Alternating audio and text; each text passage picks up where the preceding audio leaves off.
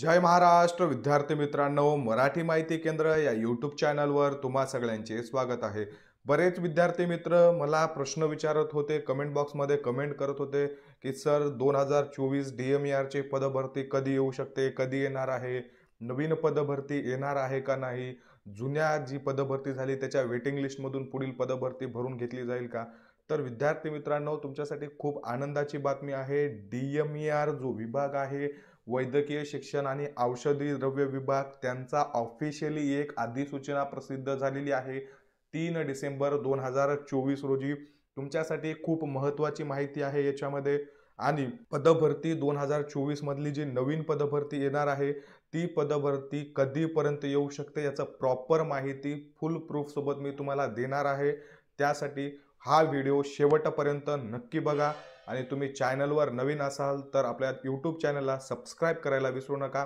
त्याला बघा, सगळ्यात महत्त्वाची जी अधिसूचना जाहीर झालेली आहे ही अधिसूचना 2023 मध्ये जे DMER ची पदभरती झाली या पदभरतीबाबत आहे। ती काय आहे आपण आधी समजून घेऊ। आणि माझ्या हाती एक असं PDF लागलेलं आहे की पुढील जी पदभरती आहे कधीपर्यंत निघू शकते याची त्याच्यात माहिती आहे। तर बघा, वैद्यकीय शिक्षण व औषधी द्रव्य विभागाच्या अधिपत्याखाली शासकीय वैद्यकीय दंत आयुर्वेदिक होमिओपॅथिक महाविद्यालय व रुग्णालयातील तसेच मानसिक आरोग्य केंद्र विभागांतर्गत गट क तांत्रिक आणि अतांत्रिक परिचर्या संवर्गातील रिक्त पदासाठी सरळ सेवा कोट्यातील रिक्त पदांसाठी TCS या कंपनीकडून 12 जून ते 20 जून या दरम्यानमध्ये परीक्षा घेण्यात आली होती। हा त्याचा संदर्भ आहे। तर या सदर जी परीक्षा आहे याच्या गुणवत्ता यादीमध्ये जे काही पात्र ठरलेले उमेदवार आहेत यांना नियुक्ती आदेश निर्गमित करण्यात आलेले होते। आणि निर्गमित केल्याच्या नंतर ज्या काही पहिल्या वेटिंग लिस्ट नंतर जागा रिक्त आहेत किंवा ज्या जागेवरती विद्यार्थी रुजू झाले नाहीत अशी रिक्त पदे, ज्या पदांवर उमेदवार उक्त झालेले नाहीत ती रिक्त पदे गुणवत्ता यादीमधून भरण्याकरता उमेदवारांनी ऑनलाईन अर्ज अपडेट केलेला मूळ कागदपत्रे व त्यांची छायांकित प्रती घेऊन प्रमाणपत्र पडताळणीकरिता जे खालील वेळ दिला आहे त्या वेळेमध्ये उपस्थित राहायचं आहे। तर विद्यार्थी मित्रांनो, महत्त्वाची माहिती काय आहे, तुम्ही जर 2023 मध्ये DMER चा पेपर दिला असेल तर आता ज्या रिक्त जागा आहेत त्या रिक्त जागांसाठी परत एकदा कागदपत्र पडताळणी होणार आहे। काही विद्यार्थी DHS मध्ये जॉईन झालेले आहेत, त्यांनी DMER जॉईन केलं नसेल किंवा काही जागांसाठी डॉक्युमेंट्समुळे काही विद्यार्थ्यांना त्याच्यातून बाद केला असेल, अशा जागा जे रिक्त आहेत या जागांसाठी पुढील वेटिंग लिस्टमधून जे पदं भरून घेण्यात येणार आहेत त्यांच्यासाठी ही पदभरती किंवा ही कागदपत्र पडताळणी करून घेतली जाणार आहे। त्याबद्दल ज्या विद्यार्थ्यांनी या रँकमध्ये आहेत त्यांनी सोबत जे फॉर्म भरत असताना जे काही तुम्ही कागदपत्र दिले होते त्यांनी तुम्हाला एक हार्ड कॉपी तुमच्या फॉर्मची प्रिंट दिली असेल, ती प्रिंट आणि तुम्ही जितके डॉक्युमेंट्स अपलोड केलेले होते त्या सगळ्या डॉक्युमेंट्सची झेरॉक्स घेऊन तुम्हाला तिथं जायचं आहे। अजून एक महत्त्वाची माहिती काय आहे, जे विद्यार्थ्यांची कागदपत्र पडताळणी झालेली आहे अशांनी उपस्थित राहू नये। त्याचबरोबर 17 ऑक्टोबर 2023 ते 9 नोव्हेंबर 2023 आणि 24/4/2024 ते 2/5/2029 या कालावधीमध्ये जे अनुपस्थित होते, ज्यांना बोलून सुद्धा जे विद्यार्थी आले नव्हते अशा विद्यार्थ्यांनी सुद्धा तिथं जायचं नाहीये। ही गोष्ट लक्षात घ्यायची। तर बघा, महत्त्वाचं प्रयोगशाळा तंत्रज्ञ, त्याच्यानंतर प्रयोगशाळा सहाय्यक असे जवळपास जितक्या काही गट क च्या पदांसाठी जवळपास 13 वेगवेगळ्या संवर्गातील जे पद होते या पदांसाठी ही माहिती दिलेली आहे। तर बघा, ही रँक दिलेली आहे। आता तुम्हाला कसं ओळखायचं किंवा कसं जायचं आहे, कोणी कोणी जायचं आहे यावेळेसच्या डॉक्युमेंट व्हेरिफिकेशनसाठी याविषयी आपण माहिती बघू। फॉर एक्झाम्पल, मी एक प्रयोगशाळा तंत्रज्ञ या पदासाठी तुम्हाला सांगतो, त्यानंतर तुम्ही बाकीचं त्याचप्रमाणे पाहून घ्या। बघा, प्रयोगशाळा तंत्रज्ञ या पदांसाठी कोणत्या विद्यार्थ्यांनी जायचं आहे, अराखीव अनरिझर्व कॅटेगरीमध्ये ज्यांची रँकिंग आहे 87 पासून 100 पर्यंत त्या विद्यार्थ्यांनी। आता तुम्हाला मी त्यावेळेसचा रिझल्ट दाखवतो। हा बघा, हा आहे रिझल्ट। या रिझल्टमध्ये ज्यांची रँक 87 पासून 100 पर्यंत रँक आहे, बघा इथं रँक दिलेली आहे, ही आहे रँक। सुरुवातीला जो कॉलम आहे ही रँक आहे, या रँक प्रमाणे तुम्हाला तिथं जायचं आहे। पहिल्यांदा हे बघा 87, हा 87 नंबर आहे। या 87 नंबर पासून ते तुम्हाला पुढे 100 रँक पर्यंत उपस्थित राहायचं आहे कागदपत्र पडताळणीसाठी। आणि त्यामध्ये जे विद्यार्थी पूर्वी गेलेले आहेत किंवा ज्यांना याआधी बोलवलं होतं ते सुद्धा विद्यार्थी न जाता अब्सेंट राहिलेले आहेत, त्यांनी यामध्ये जायचं आहे. ही रिझल्टची जी PDF आहे, ही PDF आणि आता जी अधिसूचना प्रसिद्ध झालेली आहे, या दोन्ही PDF मी आपल्या टेलिग्राम चॅनलला देतो. तिथं जाऊन तुम्ही कॅटेगरी वाईज पूर्ण पाहायचं आहे. हे बघा, इथं कॅटेगरी वाईज आता तुम्ही प्रयोगशाळा तंत्रज्ञ या पदासाठी फॉर्म भरला असेल तर अराखीवसाठी 87 पासून 100 पर्यंत तुमची रँकिंग आहे का पाहायचं आहे आणि तुम्हाला तिथं डॉक्युमेंट व्हेरिफिकेशनसाठी जायचं आहे. त्याचबरोबर इतर मागास किंवा जे काही कॅटेगरी आहेत त्या कॅटेगरी वाईज असंच जायचं आहे. प्रयोगशाळा सहाय्यकसाठी तुम्ही फॉर्म भरला असेल, तुम्ही जर इतर मागास वर्गातून बिलॉंग करत असाल आणि 98 ते 250 यामध्ये जर तुमची रँक असेल तर तुम्ही मंगळवारी 10/12/2024 या दिवशी सकाळी 10 वाजल्यापासून ते 1:30 वाजेपर्यंत तुमचं डॉक्युमेंट व्हेरिफिकेशन होणार आहे. फक्त हे कोणत्या पदासाठी होणार आहे बघा, प्रयोगशाळा तंत्रज्ञ आणि प्रयोगशाळा सहाय्यक मंगळवारी 10 ते 1:30 पर्यंत होणार आहे. त्यानंतर औषध निर्माता असेल, समाजसेवक अधीक्षक असेल, दूरध्वनी चालक, भौतिक उपचार तज्ज्ञ, त्याच्यानंतर विद्युतजनिक हे जे काही पद आहेत या पदांसाठी बघा डॉक्युमेंट व्हेरिफिकेशन जे आहे ते मंगळवारी 2:30 वाजल्यापासून 5:30 वाजेपर्यंत होणार आहे. तर त्यानंतर आपली रँक कशी चेक करायची हे मी तुम्हाला सांगितलेलं आहे. तुम्ही ज्या पदासाठी फॉर्म भरलेला आहे त्या पदांच्या सोबत त्यांची कॅटेगरी प्लस रँक दिलेली आहे. बघा, लघुटंक लेखक हे पदाचं नाव आहे. त्याच्यानंतर इथं तुमच्या कॅटेगरी दिलेल्या आहेत.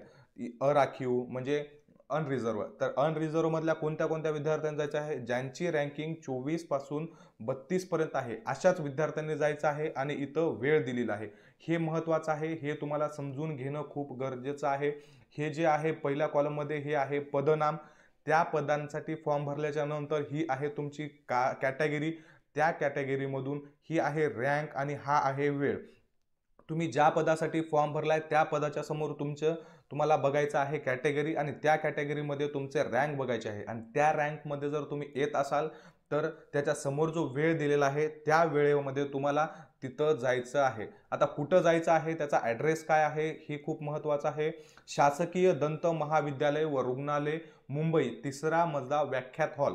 हा पूर्ण ॲड्रेस दिलेला आहे. मुंबईला जे शासकीय दंत महाविद्यालय आहे त्या महाविद्यालयाच्या 3ऱ्या मजल्यावरती हे डॉक्युमेंट व्हेरिफिकेशन होणार आहे. त्यामुळं तुम्हाला तिथं वेळेत जायचं आहे. आणि आता त्याच्यानंतर खूप महत्त्वाचा जर पॉईंट म्हणला विद्यार्थी मित्रांनो, तर खूप विद्यार्थी विचारत आहेत पुढील पदभरती कधी येणार आहे, कधी येऊ शकते, 2 महिन्यानंतर येईल का, 4 महिन्यानंतर येईल का, एक्झॅक्ट तारीख सांगा, आम्ही खूप दिवसापासून वाट बघतोय. तर तुम्हाला विद्यार्थी मित्रांनो हे बघा सांगायचं, याच PDF मध्ये ती सुद्धा माहिती लपलेली आहे. पुढची पदभरती कधी निघू शकते बघा, यावरती सुद्धा आता यांनी इथं डेट कोणती दिलेली आहे या विद्यार्थ्यांच्या डॉक्युमेंट व्हेरिफिकेशनची, 10 डिसेंबर 2024 रोजी हे जे विद्यार्थी आहेत राहिलेल्या जागांसाठी त्यांना बोलवलेलं आहे. आता विद्यार्थी मित्रांनो हे DHS सारखं नाहीये. DHS सेम डेला तुम्हाला नियुक्ती देत असतं, पण DMERचे सेम दिवशी नियुक्ती भेटत नसतात. आता हे जे या रँकमधले जितके काही विद्यार्थी आहेत या सगळ्याच विद्यार्थ्यांचं डॉक्युमेंट व्हेरिफिकेशन होणार आहे. उदाहरणामध्ये 87 पासून 100 पर्यंत 13 विद्यार्थी आहेत. 13चं डॉक्युमेंट व्हेरिफिकेशन होईल. इथं 5च जागा जर रिक्त असतील तर यांच्यामधून त्यांची मेरिट लावून पहिल्या 5 जण जे आहेत त्यांना तिथं नियुक्त्या दिल्या जातात आणि नियुक्ती करून घेतली जाते. या प्रोसेसला खूप वेळ लागतो. DMERची प्रोसेस खूप लांब आहे.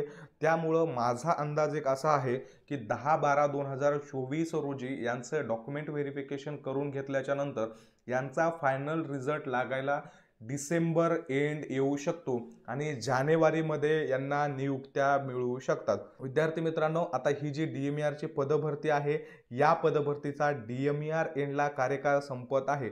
कोणतीही पदभरती 1 वर्षासाठी व्हॅलिड असते. जवळपास डिसेंबर एंडिंगला किंवा जानेवारीमध्ये या पदभरतीचा कार्यकाळ संपणार आहे आणि त्यामुळं ही पदभरती चालू असताना पुढील पदभरती काढणे शक्य नाही. ही पदभरती त्यांना पूर्णपणे पूर्ण करून त्यानंतरच दुसरी पदभरती काढावी लागत असते. त्यामुळं जोपर्यंत ही पदभरती कम्प्लिटली क्लिअर होणार नाही किंवा याचे कामकाज जे आहे या पदभरतीच्या 2023च्या जे पूर्णपणे पूर्ण होणार नाही तोपर्यंत पुढील पदभरती निघू शकत नाही आणि त्यामुळंच ही पदभरती जी आहे ती डिसेंबर जानेवारीमध्ये पूर्ण क्लिअर होण्याचे चान्सेस आहेत. आणि त्यानंतरच अजून एक यामध्ये महत्त्वाची माहिती जर म्हणलं तर एक समिती गठीत केलेली आहे आरोग्य विभागानं नवीन पदभरतीसाठी त्या समितीमध्ये सुद्धा जे काही डिसेंबर एंड आहे त्या डिसेंबर एंडपर्यंत ग्रुप क आणि ग्रुप ड च्या जितक्या काही पदभरती आहेत यांचा तपशील जे काही आयुर्वेदिक किंवा GMC असतात त्यांच्या डीनने रिक्त पदांचा अहवाल डिसेंबर एंडपर्यंत विभागाला सोपवायचा आहे. तर बघा डिसेंबर एंडपर्यंत तो अहवाल सुद्धा येणार आहे आणि त्याचनंतर ही पदभरती सुद्धा पूर्ण क्लिअर होऊ शकते. आता अहवाल गेल्याच्या नंतर त्याच्यावरती विभागाला त्या सगळ्या गोष्टींचा आराखडा काढायला, पाहायला, सगळ्या गोष्टी करायला थोडासा वेळ लागू शकतो आणि त्यांनी मग ते उच्च समितीची वगैरे परवानगी घेऊन सगळ्या कॅटेगरी वाईज डिवायडेशन करून पूर्ण ॲड काढण्यासाठी थोडासा वेळ जाईल. म्हणजे माझ्या अंदाजे ही पदभरती मार्च, एप्रिल, मे मध्ये निघू शकते. 100% पदभरती निघणार आहे.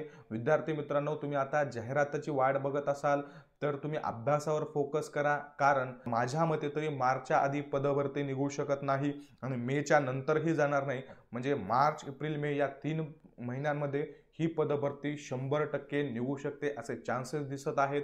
विद्यार्थी मित्रांनो, पदभरती कधी निघू शकते आणि ह्या 2023च्या पदभरतीमध्ये काय काय चेंजेस आहेत किंवा काय अपडेट आहे याच्याविषयी आपण पूर्ण डिटेल्समध्ये माहिती पाहिलेली आहे. जर तुम्हाला दिलेली माहिती आवडली असेल तर व्हिडिओला लाईक करा.